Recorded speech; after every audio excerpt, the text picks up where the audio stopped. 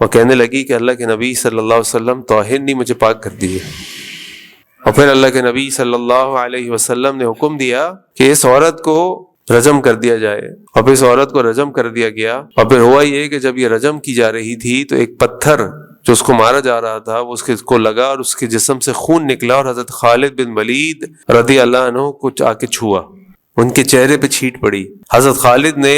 اس عورت کو برا بھلا کہا، اور جب اللہ کے نبی صلی اللہ علیہ وسلم نے اس بات کو سنا کہ حضرت خالد رضی اللہ عنہ اس عورت کے بارے میں کوئی ایسے الفاظ کہہ رہے ہیں، تو آپ نے فرمایا مہلا یا خالد، خالد رک جاؤ، فوالذی نفسی بیدی، ذات کی قسم جس کے ہاتھ میں میری جان ہے، لقد تابت توبۃ، اس عورت نے تو ایسی توبہ کی ہے، لو تابها صاحب مقسن لغفر له، اگر لوگوں کے مال لوٹنے والا، لوگوں سے ناجائز پیسے چھیننے والا، ان کا مال غصب کرنے والا اگر توبہ کر لیتا تو اس کی توبہ بھی قبول ہو جاتی۔ ایسی توبہ قبول کی اس عورت نے، ایسی توبہ کی اس عورت نے۔ تو آپ یہ دیکھیں کہ ایک شخص جس کے دل میں ایمان ہو